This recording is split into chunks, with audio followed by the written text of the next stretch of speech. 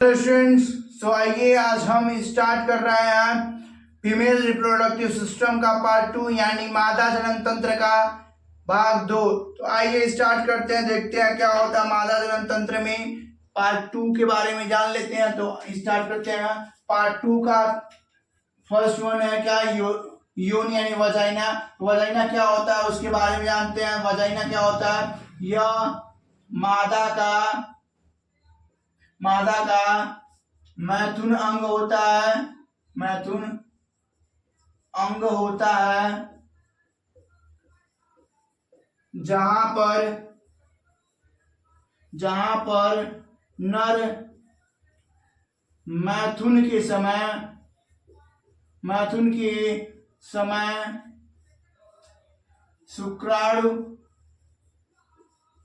शुक्राणु का स्खलन करता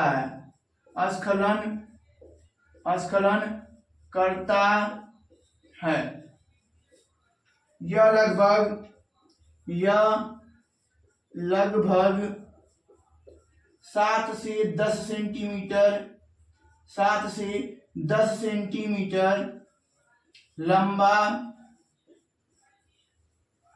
मांसल संरचना होता है। क्या होता है, मांसल संरचना होता है जो बेबी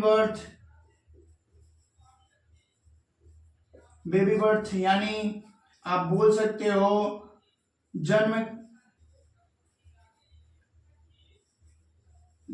के समय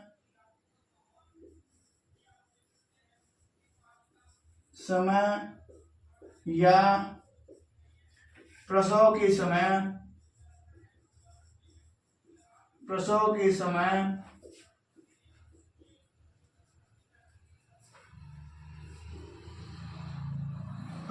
समय जनन नाल का कार्य करता है।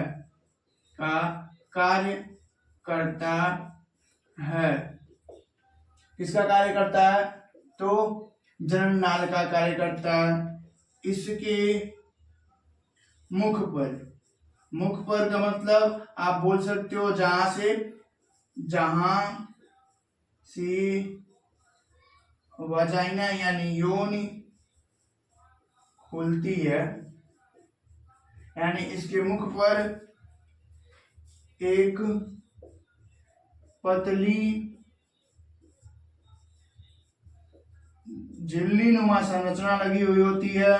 झिल्ली नुमा संरचना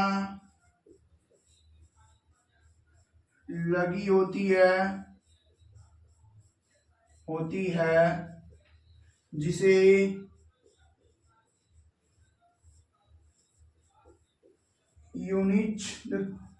योनिच्छद यानी हाइमेन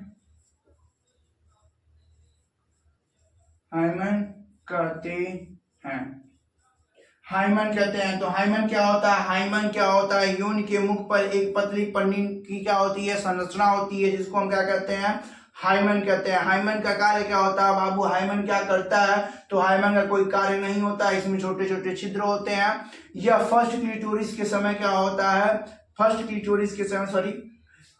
मैथुन के समय यानी प्रथम मैथुन के समय क्या हो जाता है, ये टूट जाता है। यह किसी भी प्रकार की वर्जिनिटी से संबंधित नहीं है। पहले क्या कहा जाता था, हाइमन को वर्जिनिटी का प्रतीक माना जाता था, बट हाइमन किसी भी प्रकार से वर्जिनिटी का प्रतीक नहीं है। हाइमन किससे मान लो महिलाएं मादा जो साइकिलिंग करती हैं, हॉर्स राइडिंग करती हैं, या अन्य कई प्रकार की क्या करती हैं, गेम्स खेलती हैं, उनमें क्या होता है कि यह खेलते कूदते समय या साइकिलिंग करते समय या हॉर्स राइडिंग करते समय हाइमन की परत जो होती है वो टूट जाती है। तो हाइमन को आप किसी भी प्रकार से वर्जिनिटी का प्रतीक नहीं मान सकते हैं। तो आई होप योनि क्या होता है समझ में आया होगा। योनि क्या होता है बाबू, एक मैथुनांग है। क्या है, मैथुनांग है, जो मैथुन के समय क्या करता है, शुक्राणु को स्थान प्रदान करता है। यानी शुक्राणु कहाँ पे स्खलन करता है, नर, तो नर वजाइना यानी योनि में योनि में मैथुन के समय अपने शुक्राणु को त्यागता है या अस्खलन करता है, शुक्राणु को त्यागता है या शुक्राणु का अस्खलन करता है। यह कितना लंबा होता है, तो यह लगभग 10 से 12 सेंटीमीटर बोल सकते हो, या 7 से 10 सेंटीमीटर क्या होता है, लंबा होता है। यानी रेशियो आप निकलो या औसत बोल सकते हो कितना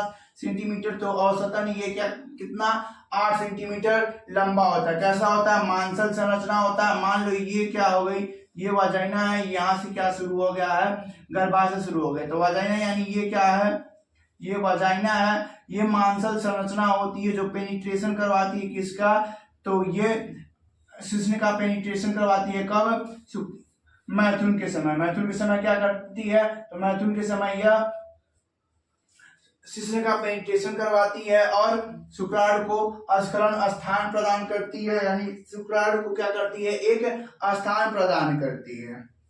इसका मुख पर क्या होता है, इसके मुख पर जहां पर मतलब योनि खुल रही हो वहां पे एक पतली झिल्ली लगी होती है जिसको योनि छद्म या आप बोल सकते हो हाइमन कहते हैं। हाइमन किसी भी प्रकार से वर्जिनिटी से संबंधित नहीं होता है, वर्जिनिटी से संबंधित नहीं होता है, यानी आप बोल सकते हो कि हाइमन हो या ना हो, वो महिला वर्जिन भी हो सकती है।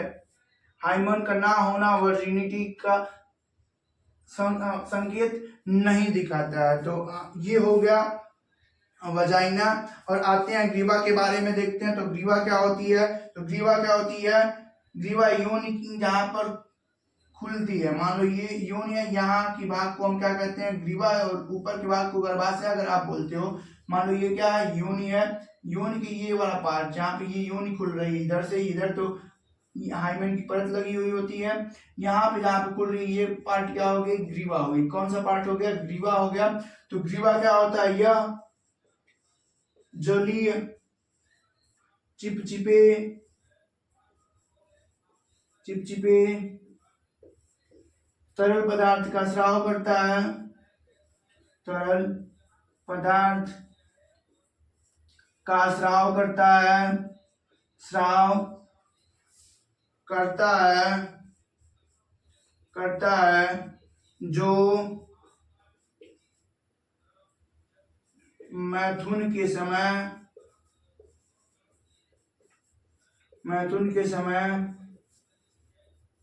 शिश्न को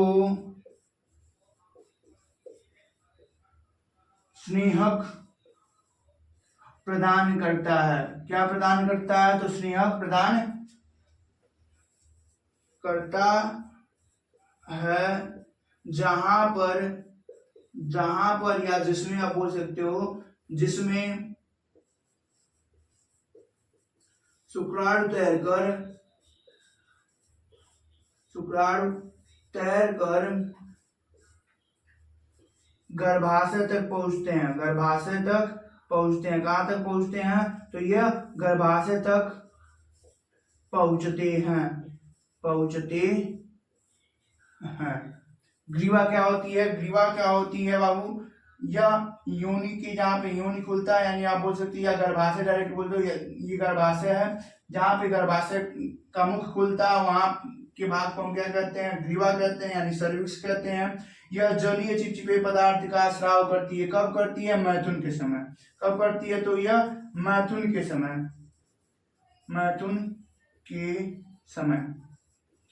के समय क्या करती है, जलीय चिपचिपे पदार्थ तरल पदार्थ का क्या करती है, स्राव करती है, जो मैथुन के समय शिश्न को क्या करता है, स्नेहक प्रदान करता है।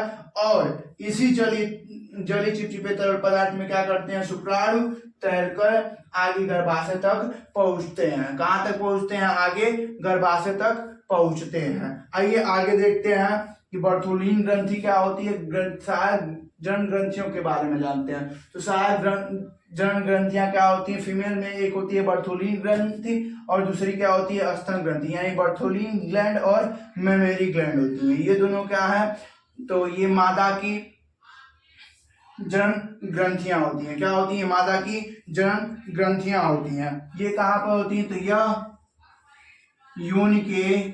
योनि के मुख के इधर उधर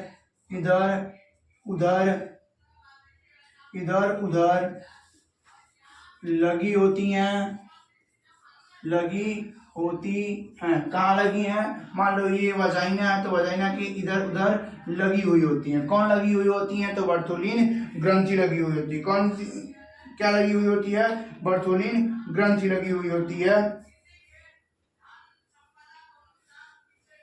करता क्या है? तो यह मैथुन के समय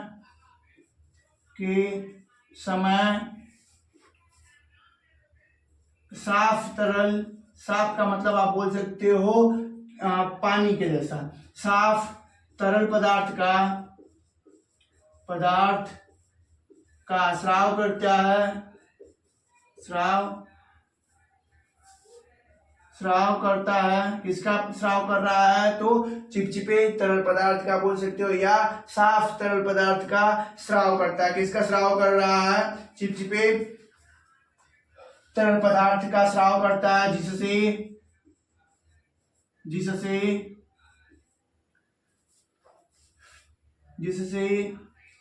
शिश्न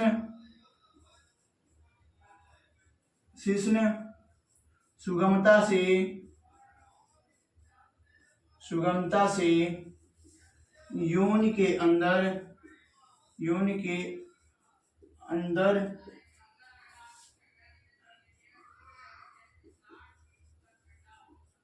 पेनिट्रेशन कर पाता है। क्या कर पाता है? पेनिट्रेशन कर पाता है। आप बोल सकते हो कि पहुंच पाता है, जिससे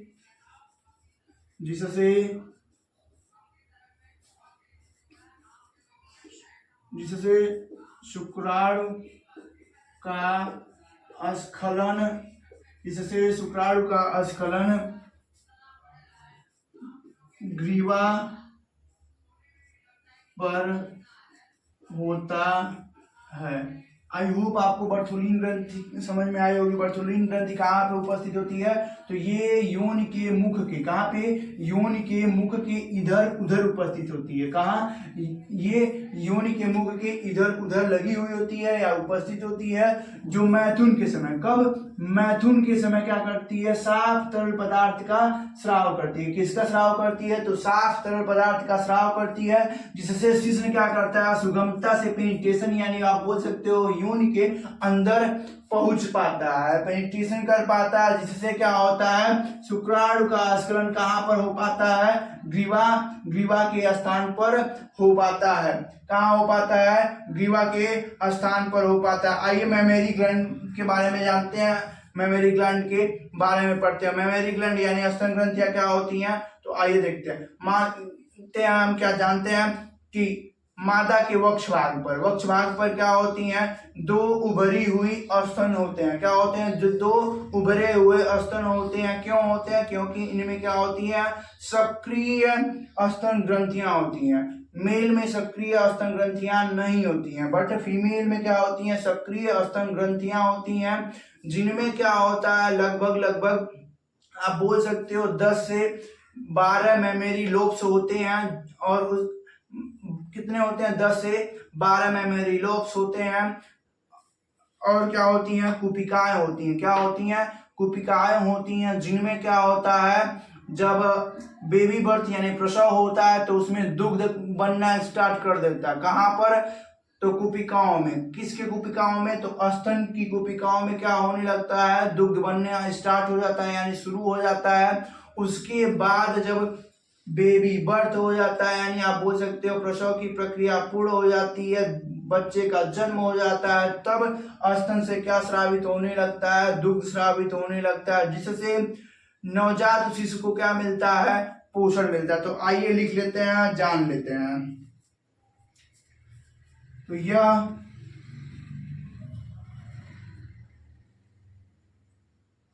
मादा स्तनधारियों का विशिष्ट गुण होता है। कैसा गुण होता है? विशिष्ट गुण होता है। यह क्या है? एक प्रकार का मादा स्तनधारियों का विशिष्ट गुण होता है। अब आइए आगे लिखते हैं।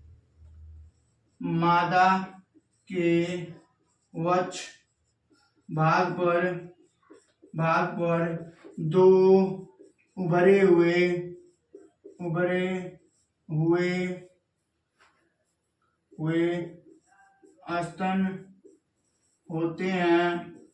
स्तन होते हैं जिनमें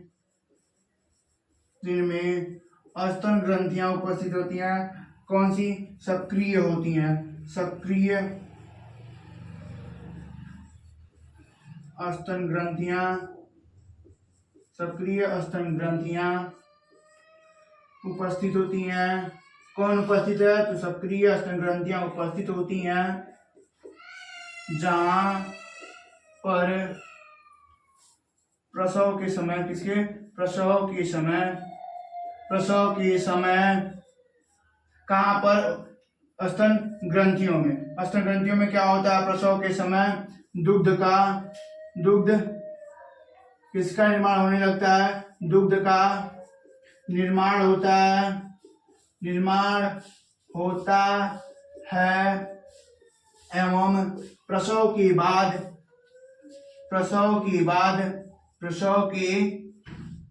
बाद यानी आप बोल सकते हो बच्चे के जन्म के बाद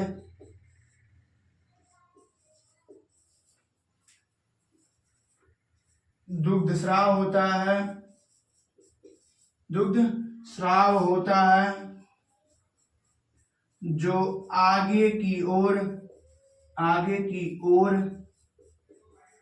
एक डार्क स्पॉट होता है। आप बोल सकते हो क्या? गाढ़ा स्पॉट होता है। डार्क स्पॉट होता है, गाढ़ा जगह होता है या स्थान होता है। दुग्ध का स्राव होता है दुग्ध स्राव होता है और आगे की ओर होता है और आगे की ओर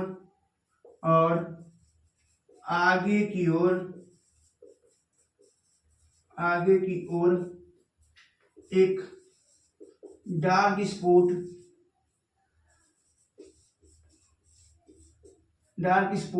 जिसको हम क्या कहते हैं? जिसको निप्पल्स कहते हैं।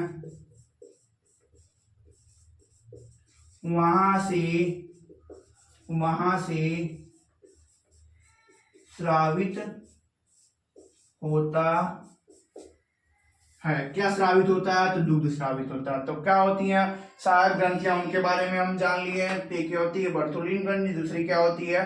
स्तन ग्रंथियां। स्तन ग्रंथियां कहाँ होती हैं? वक्ष भाग पे उपस्थित होती हैं। वक्ष भाग क्या होता है? कल हमने बताया था कि वक्ष भाग क्या होता है, वक्ष गुहा क्या है। तो वक्ष भाग यानी पर क्या होते हैं? दो उभरे हुए स्तन होते हैं जिनमें क्या होती हैं? स्तन ग्रंथियां होती हैं। स्तन ग्रंथियों में क्या होता है? प्रसव के समय आप बोल सकते हो प्रेगनेंसी जब कंसीव कर लेती है मादा, तब उसके बाद ही क्या हो जाता है उनमें? तो उनमें दुग्ध बनना स्टार्ट हो जाता है और प्रसव के बाद यानी जन्म के बाद क्या होता है? दुग्ध आगे की ओर एक डार्क स्पॉट होता है। आप बोल सकते हो कि एक गाढ़े स्थान से, जिसको हम क्या कहते हैं? निप्पल्स कहते हैं। वहां से क्या होता है? दुग्ध स्रावित होता है। क्या होता है? दुग्ध स्रावित होता है। आई होप आप लोगों को यह समझ में आया होगा। आगे हम कल पढ़ेंगे कि क्या होता है युग्मक जनन के बारे में जानेंगे। Thank you everyone for watching this